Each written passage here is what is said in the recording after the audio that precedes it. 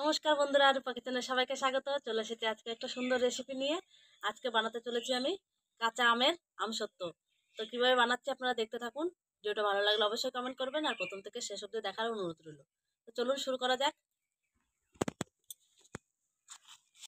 আমি এখানে 1 কিলোর মতো আম নিয়ে নিয়েছি।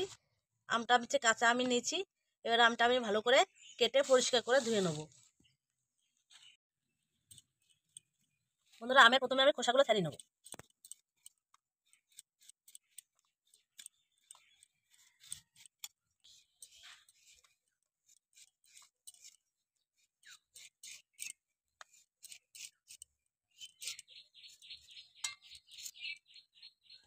এবার আমি এখানে জল নিয়ে নিয়েছি, জলের ভেতরে দিয়ে দেবো।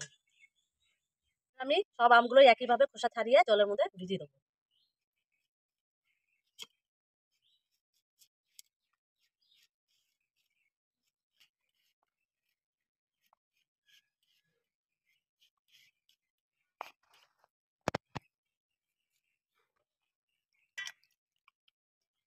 এবারে বন্ধুরা, আমি আমগুলো ছোট ছোট টুকরো টুকরো করে কেটে নেব।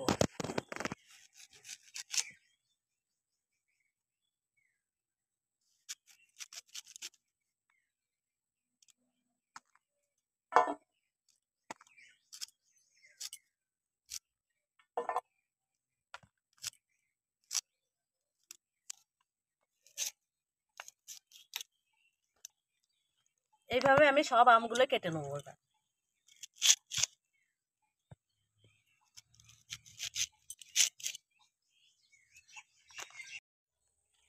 তো বন্ধুরা, আমার সব আমগুলোই কাটা হয়ে গেছে।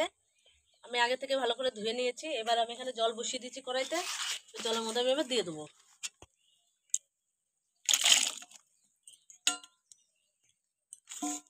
এবার কিছুক্ষণ জাল দিয়ে আমি সেদ্ধ করে নেব।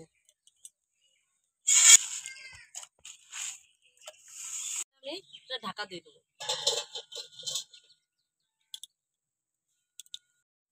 এবার আমি দেখে নেবো যে আমটা সেদ্ধ হয়েছে নাকি।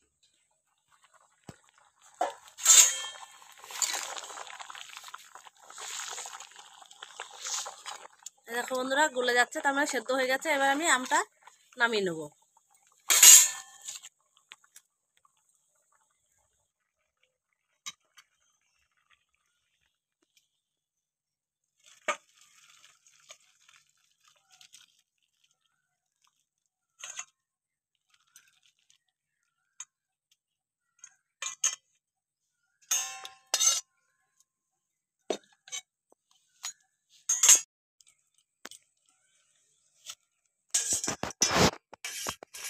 এবার আমি একটা গ্লাস নিয়ে নিচ্ছি।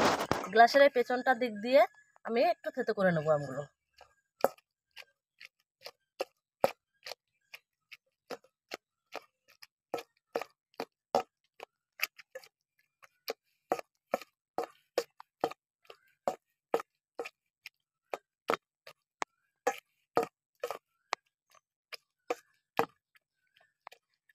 সব আমটা থেতো করা হয়ে গেছে।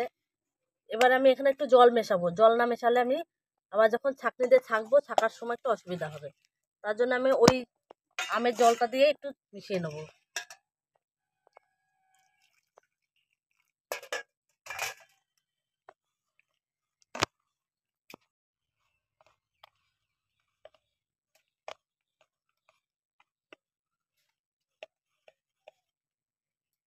একটা ছাঁকনি নিয়ে নিয়েছি, এই ছাঁকনিতে আবার একবার ছেঁকে নেবো।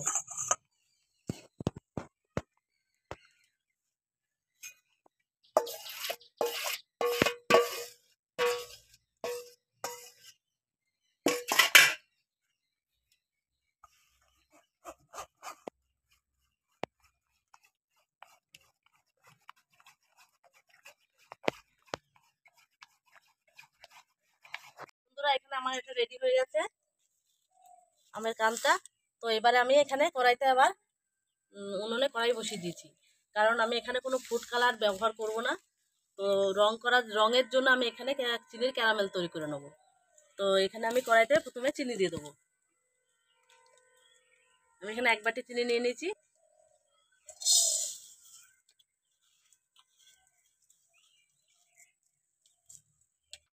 দিয়ে দেবো 2 থেকে 3 চামচের মতো জল।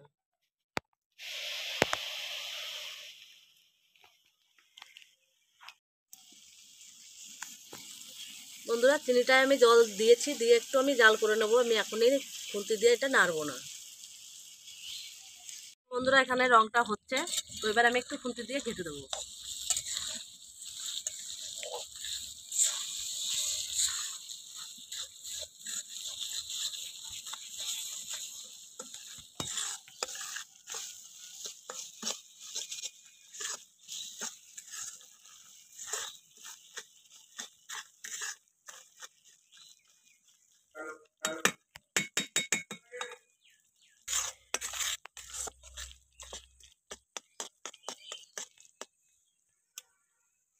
আমার দেখো এরকম কালার আসবে।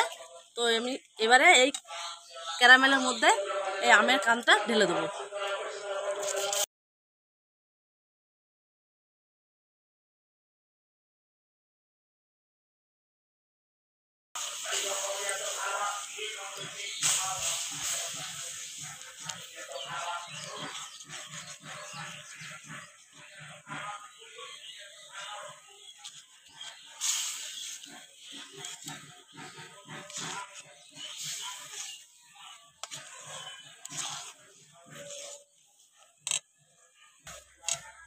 এবার আমি এখানে স্বাদ মতো নুন দিয়ে দেবো।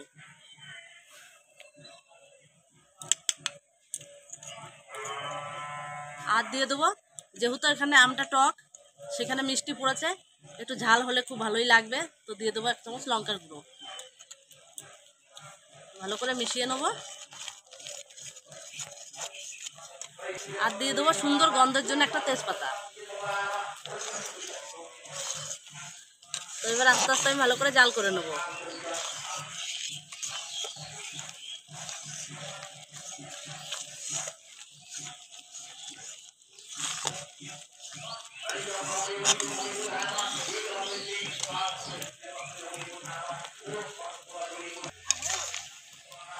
তো অনেকটাই পাতলা আছে বন্ধুরা, আমি এটা আরেকটু মোটা করে নেবো।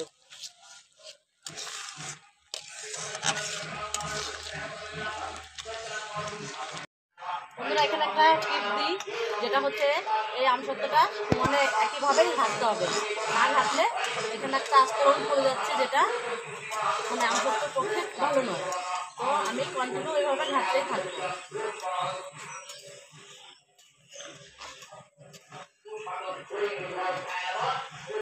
তো বন্ধুরা দেখো আমার মোটামুটি অনেকটাই ঘন হয়ে গেছে। দেখো এবারে এটা খুব পাতলাও করা যাবে না, খুব মোটাও করা যাবে না। তো এরকম পরিমাণে যখন হবে পর্যায়ে, তখন নামিয়ে নিতে হবে। তো এবার এটা আমি নামিয়ে নেবো।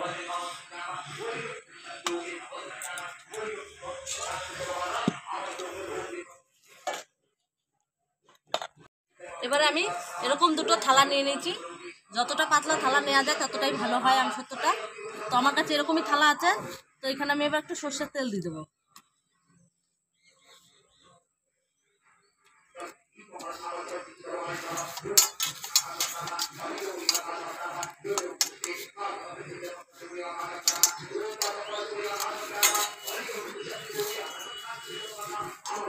এই থালাতে ঢেলে নেবো।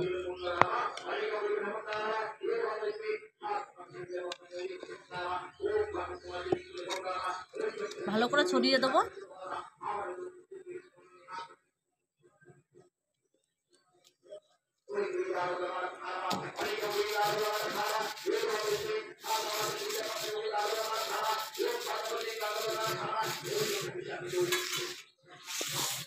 তো এই থালাটাতেও এইভাবে আমি ঢেলে ছড়িয়ে দেবো ভালো করে।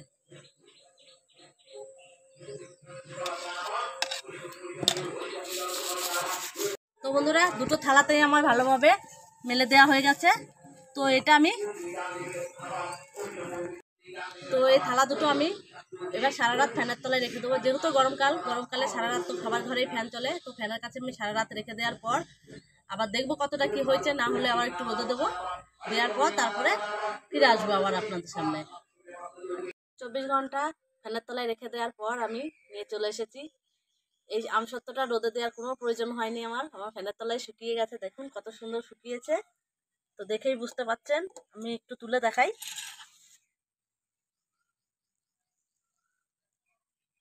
দেখুন বন্ধুরা এমনিতেই উঠে চলে আসছে হাতে।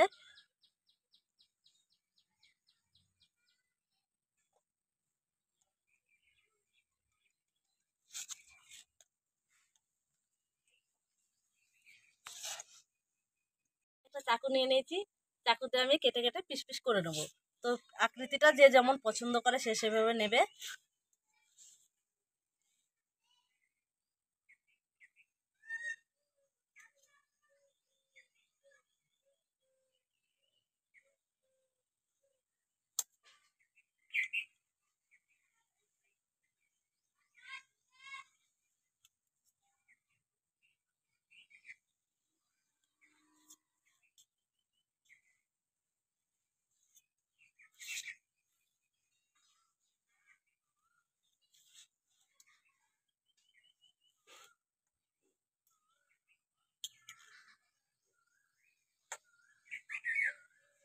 দেখো বন্ধুরা কি সুন্দর হয়েছে। তো এবার আমি একটা প্লেট চেঞ্জ করে নিই, এই প্লেটের উপরে এভাবে নামিয়ে আমি রোল করে নেব।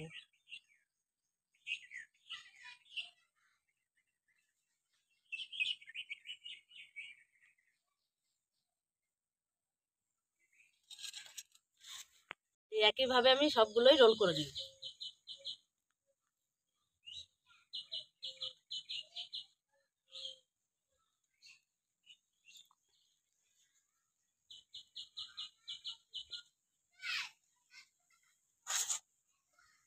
দেখুন বন্ধুরা আমসত্ত্বগুলো কত সুন্দর হয়েছে। দেখে মনেই হচ্ছে না যে এটা বাড়িতে বানানো, দেখে মনে হচ্ছে দোকান থেকে কিনে নিয়ে আসা। তো দোকান আর বাড়ির কোনো পার্থক্য নেই। তো দেখতে অসাধারণ সুন্দর হয়েছে, এইভাবে তোমরাও ট্রাই করবে। তো একটু খেয়ে দেখি। এই দেখো বন্ধুরা কত সুন্দর দেখতেও লাগছে।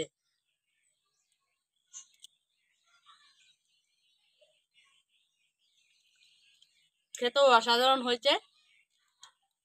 তো আজকে আমার আমসত্ত্ব রেসিপিটা যদি ভালো লাগে অবশ্যই কমেন্ট করে জানাবে, আর একটু লাইক শেয়ার দেবে। আর আমার চ্যানেলে যদি নতুন হয়ে থাকে চ্যানেলটাকে সাবস্ক্রাইব করে পাশে থাকবে। তো আবারও ফিরে আসবো অন্য কোনো সময় অন্য কোনো রেসিপি নিয়ে। ততক্ষণে ভালো থাকবে, সুস্থ থাকবে, সাবধানে থাকবে।